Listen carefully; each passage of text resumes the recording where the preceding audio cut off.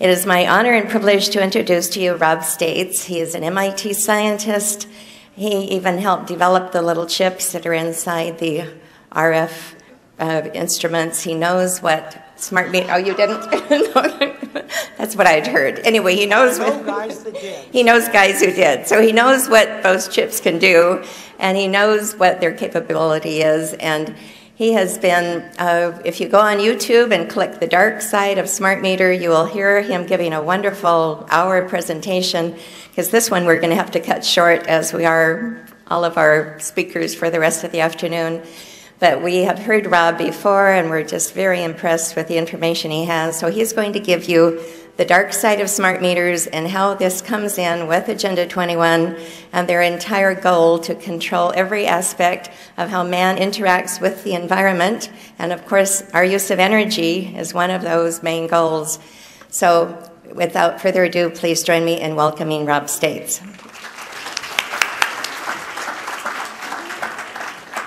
I've been told to shorten it up, so any questions?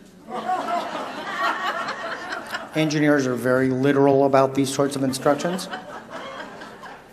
So there's no clue why Orlean invited me here, because I've been an activist for 30 years and I am a flaming, liberal, tree-hugging guy from a tribe, and I am delighted to be in your company. And my tribe is delighted to be united with you guys. We have the same vision of the future, and anybody that tells you different is coming right out of the ruling families and trying to divide and conquer, and I'm sorry, it's not working anymore. No one in this room thinks that when the Cuyahoga River in Ohio caught fire and burned out of control for 2 weeks in the 1960s, nobody here thinks that was a good job, and nobody in my tribe thinks that was good. When somebody is dumping toxic waste in the ocean, nobody thinks that's a good idea.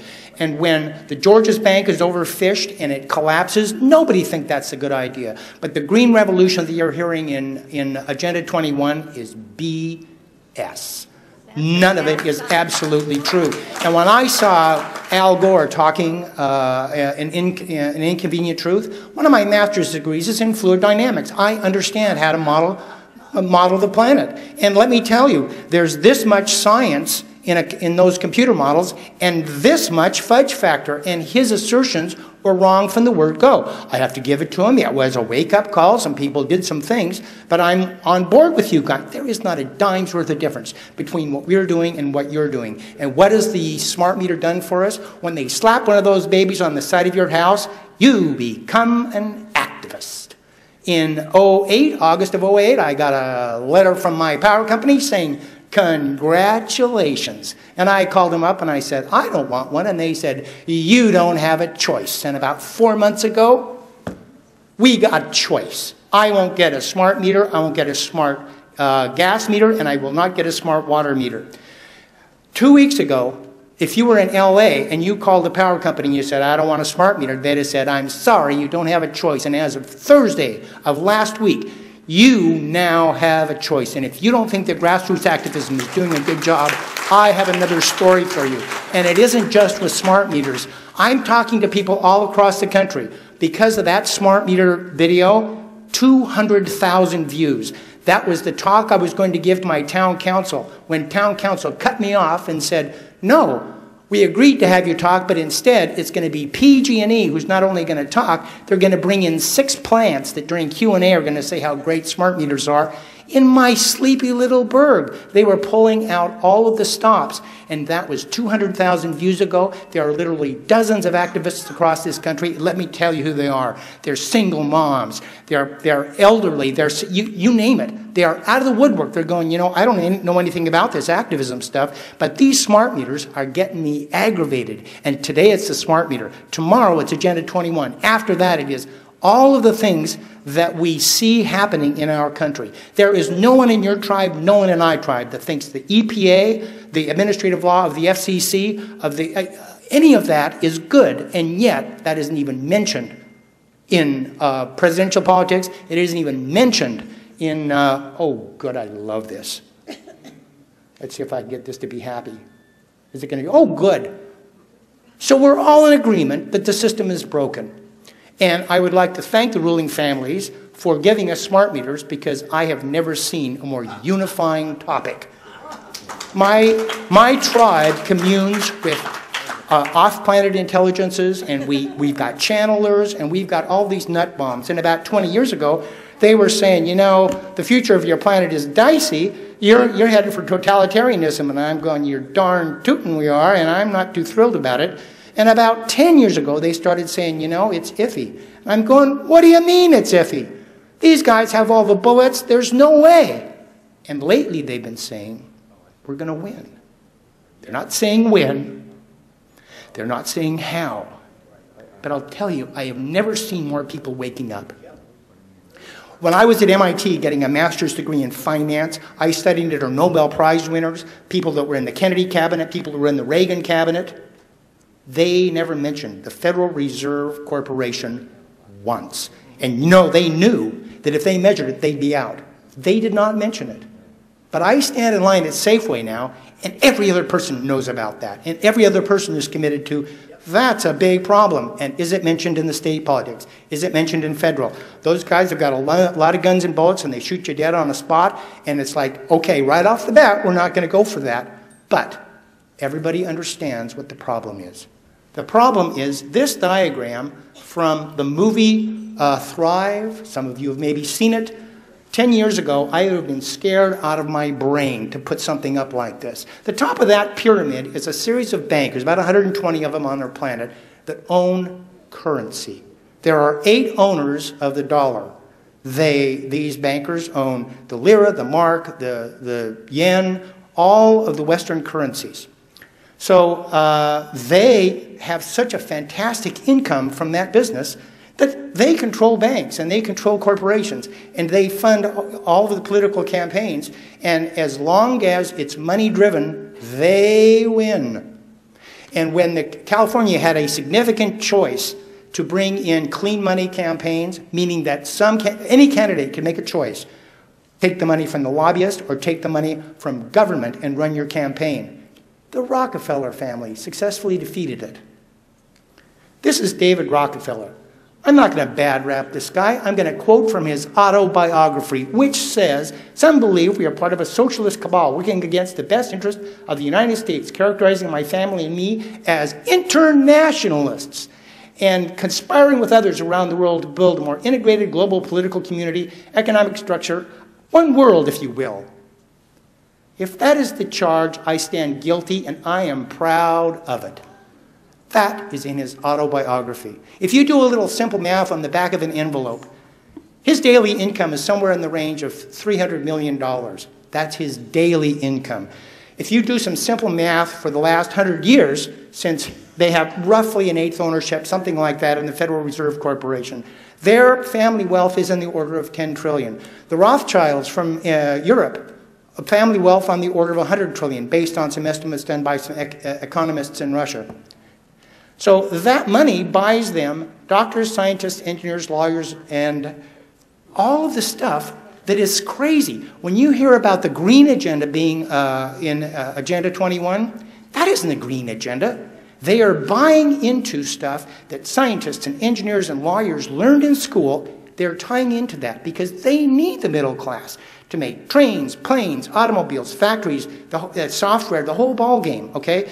And the best lie is 90% truth. So they're basically saying we're going to stop the Cuyahoga River from catching fire, but what they're really doing is packing and stacking everybody. It's a lie from the word go. So what they have is a control structure that I liken to tree roots. That means there's a central stalk, and then there's a network that goes down, and we are at the bottom of the tree roots. We are surrounded by various controlling interests. There has to be an uninterrupted path from the tree roots all the way up the control structure.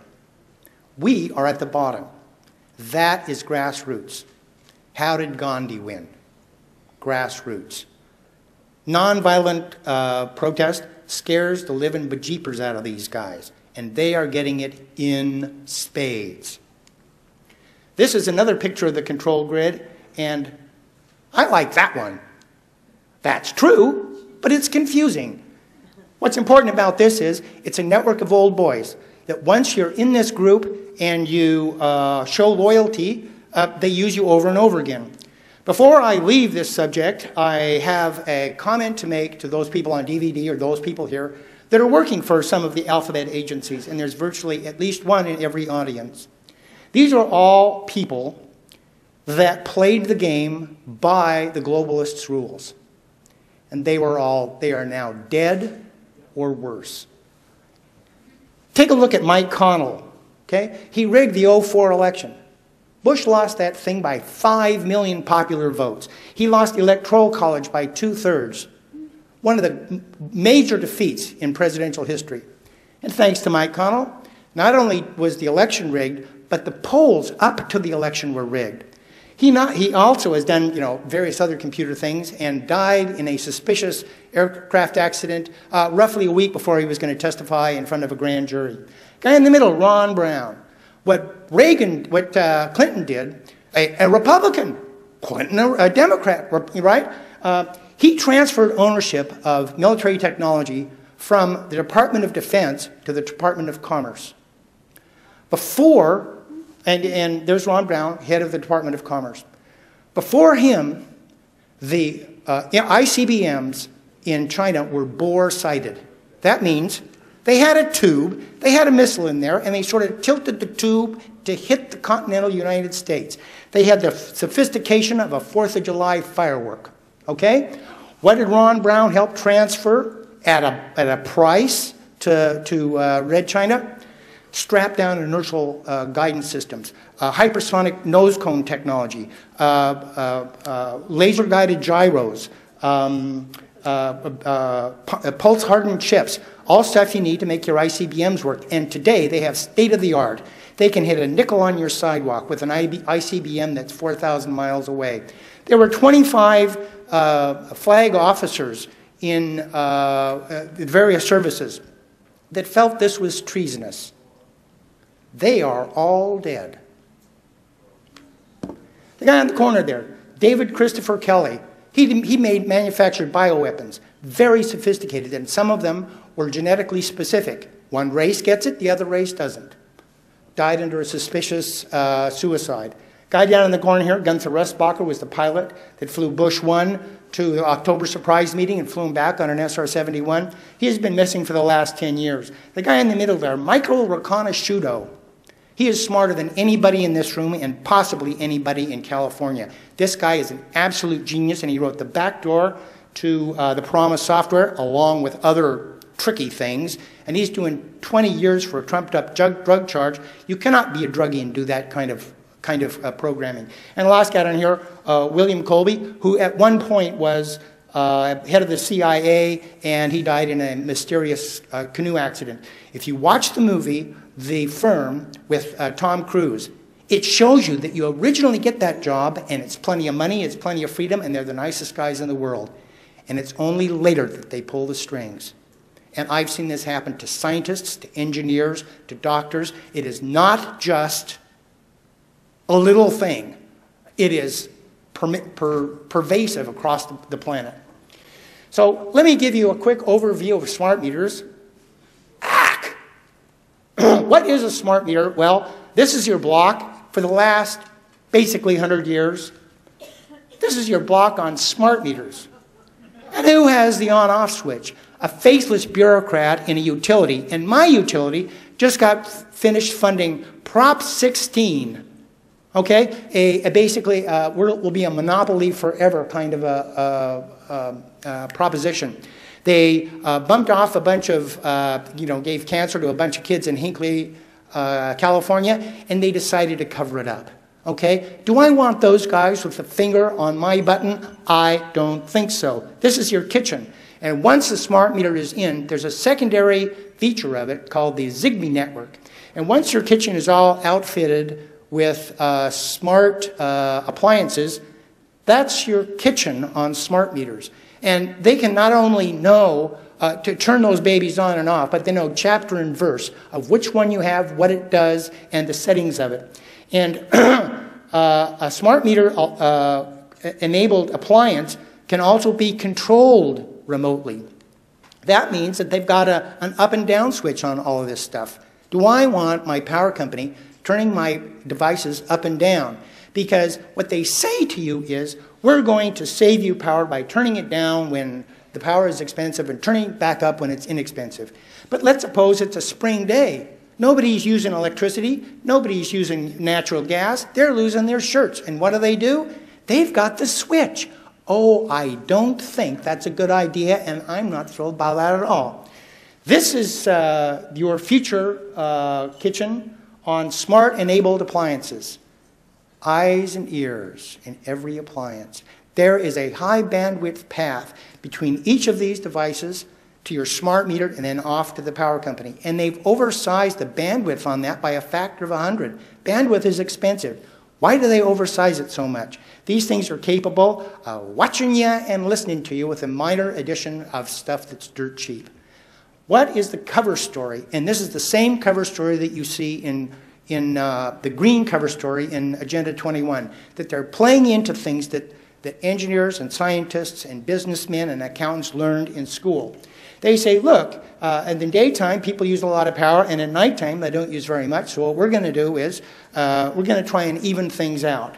And so they say, look, the thing is only on 45 seconds a day. It's going to save 4 to 12% of energy. There's a whole list of things that they say are going to happen.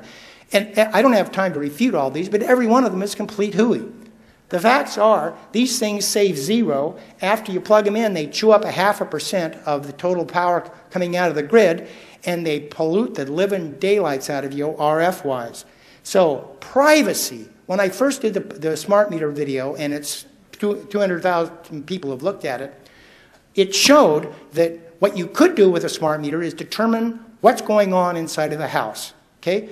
Because I have a network of activists, they show me this this PowerPoint presentation from Florence, Italy, November 26th, 2010, where this guy was saying, here's some data that came from NIST. This is smart meter data. And they said, oh, look, here's when they turned on the fridge.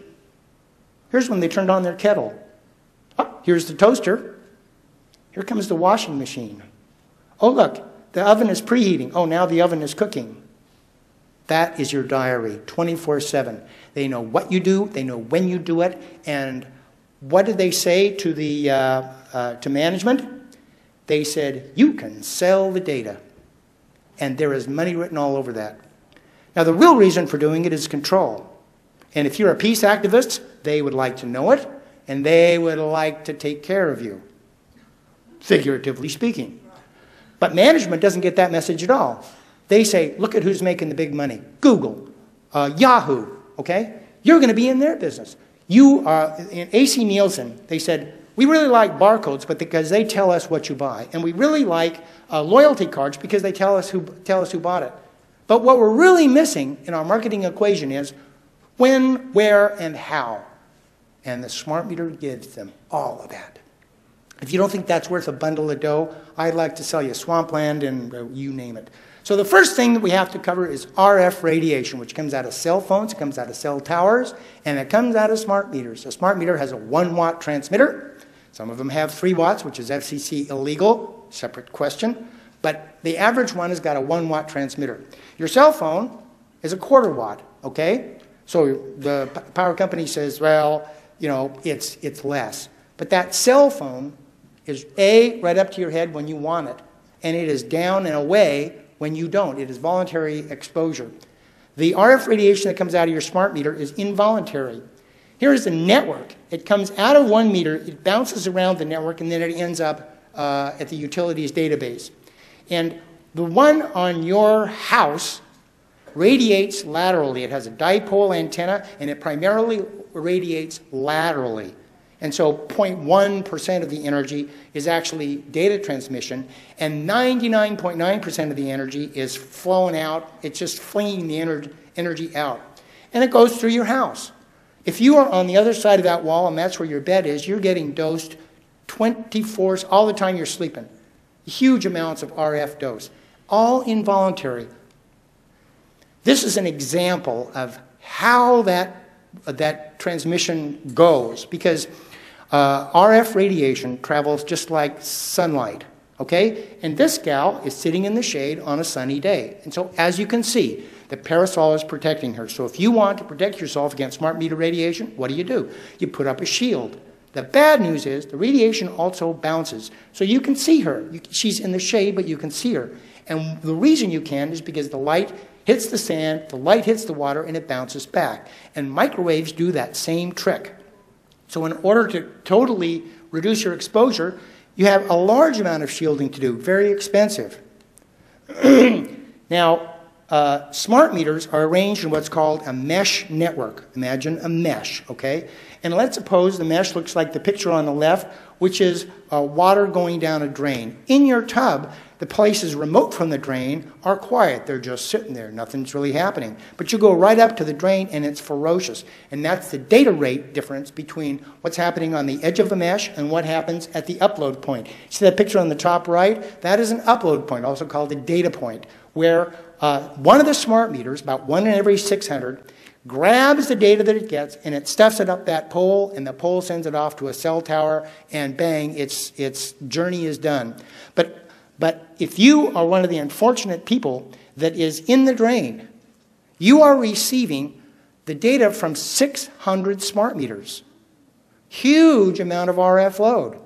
And we know from insiders that they always put those in people that don't have a dog, that have a good, they don't raise a fuss, and often elderly, and there's no barrier to accessing it. So it's kind of like, this total crapshoot, but they've given the installers these rules to make it like, go smooth as silk. Oh, thank you for that. So what we know about the mesh network, the power companies knew, because in 2010, EPRI did a study. This is a public domain study. I've got it. I can email it to you. It shows the behavior of the mesh network and the elevated data collection you get at the central point.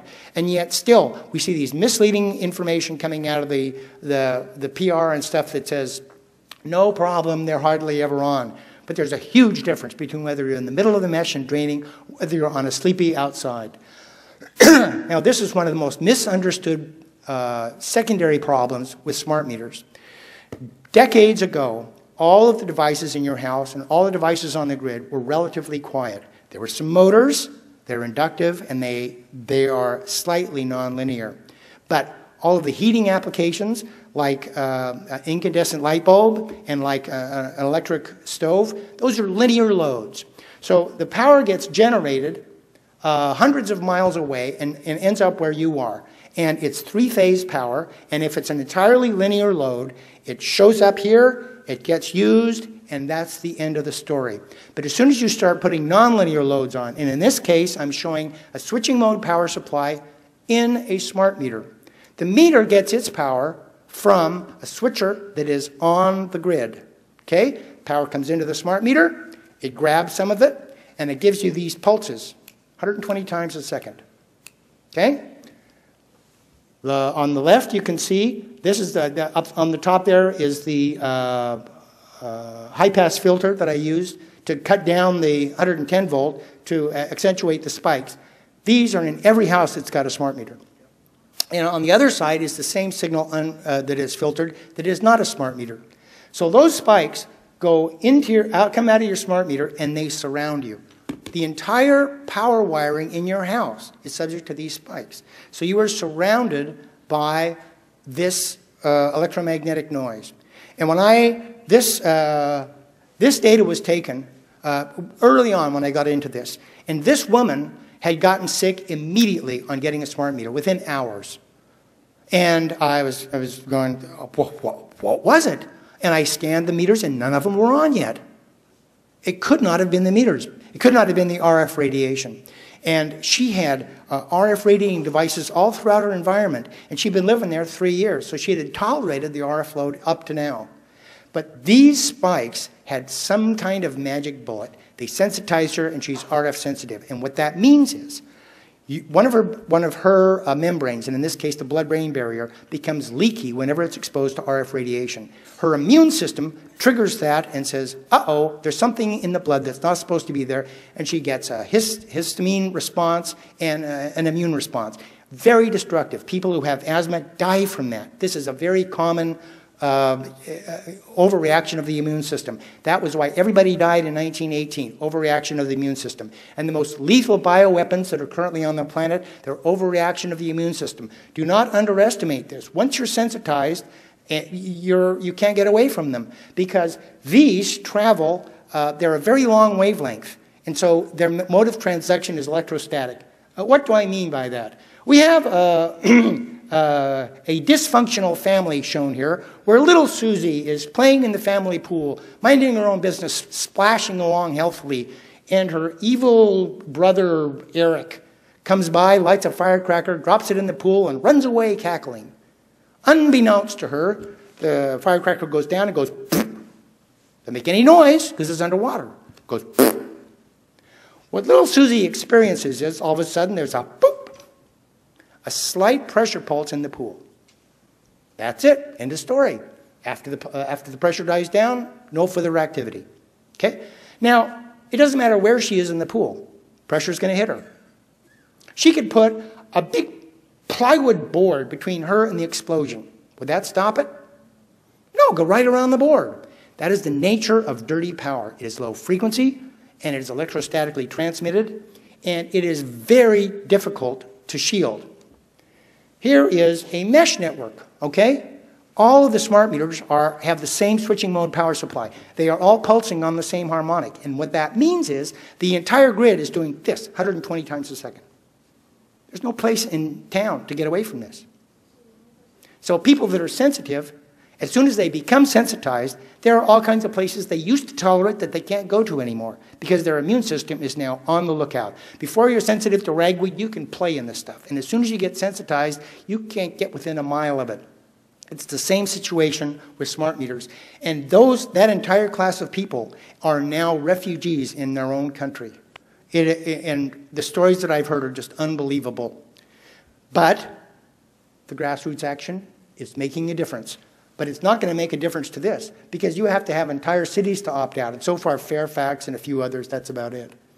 So in addition to smart meters creating dirty power, anything that's got a nonlinear load, like a VF drive on a motor, or cell towers, power supply, same thing. The last thing is ground currents, okay? So what I told you was that if you have a linear load and you have the power plant 100 miles away, 300 miles away, it ships out three-phase power, it gets over to you, and it gets used up. End of story.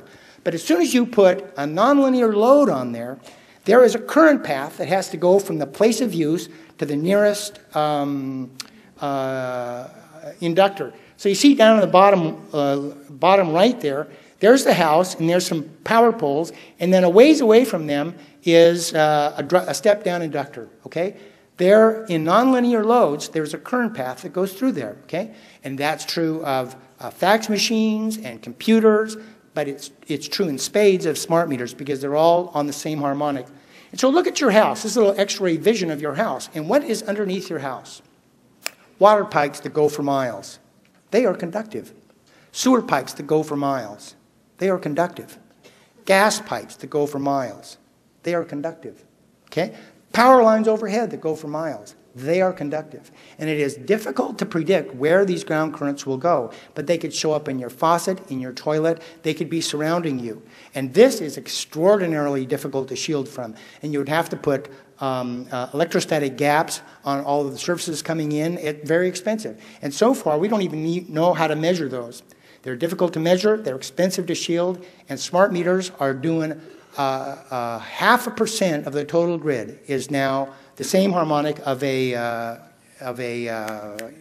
switching mode power supply. How am I doing for time? Am I over? Can you wrap it up. So what I have in this PowerPoint are literally dozens of health studies, and let me just cover the ones that you need to know about. This guy is Sam Millam. He graduated in the mid-60s with a prestigious medical degree, and his first and a degree in public health. And the first place he worked was the state of New York. And what he found was that if you lived in Rome, New York, the incidence of childhood leukemia was 8 times higher than any place else. And it took him 20 years to figure out. It was the 10 megawatt radar at the military base. The thing spins around like this, and it doses you, And it's exact same kind of radiation that comes off a smart meter. It's intermittent RF radiation in roughly the same band. So he went on from there in the ensuing 20 years before he figured this out to do this pivotal study. What he did when he was up in Washington State, I think it was he found out that what you can do is get census data. And there is a comparison in census data between the death records of people that live in the city, people that live in the country. And what this allowed him to do was separate those two data sets and look at incidence and mortality of disease in people that were electrified, people that were not electrified. And this had hundreds of millions of data points, which means he was finding diseases that were in the 1 incidence in 100,000 and giving us statistics on what the electrification was doing from 1920 through 1950. He found a 10-fold increase in leukemia, a 4-fold increase in suicide, huge increases in insomnia and irritability and depression, huge increases in cancers, Hashimoto's disease, a wide variety of degenerative diseases. In other words, the same kind of dose we're getting out of our power system now has been shown conclusively to be hazardous to human health and all the stuff that we're used to. So all of these slides, this one is, all of these slides are various health studies, and this one tells you that you don't find out about RF problems until 10 years, 20 years, sometimes 30 years later. So to wrap this up, those smart meters on the left, they are violating their FCC license. The smart meter on the right, it's violating its FCC license. So far, no company has been sued for doing that, for those installations, which appear to be violating their law. USC 42, 1983 says, if you're a public servant and you violate my civil rights, you are liable as a private citizen. This was in 1871. There are tons of people who do this on a regular basis. And for us, this is an extraordinarily important law. Still on the books, hasn't been changed. The Energy Policy Act of 05, it does not say you will mandate smart meters, even though the CPUC says so. It says they shall be provided to customers who request it. There's Reuters news coverage, shows you some. Anytime you guys are talking about sensitive stuff, turn your cell phones off, go in the backyard, because everything you write on email, everything you say on the phone, and everything that is said around your cell phones is not necessarily safe. I'd like to say namaste from my tribe to your tribe, and I want to emphasize, there is not a dime's worth of difference between the world you want and the world we want. Good. He's great, isn't he? Cheer for Mike.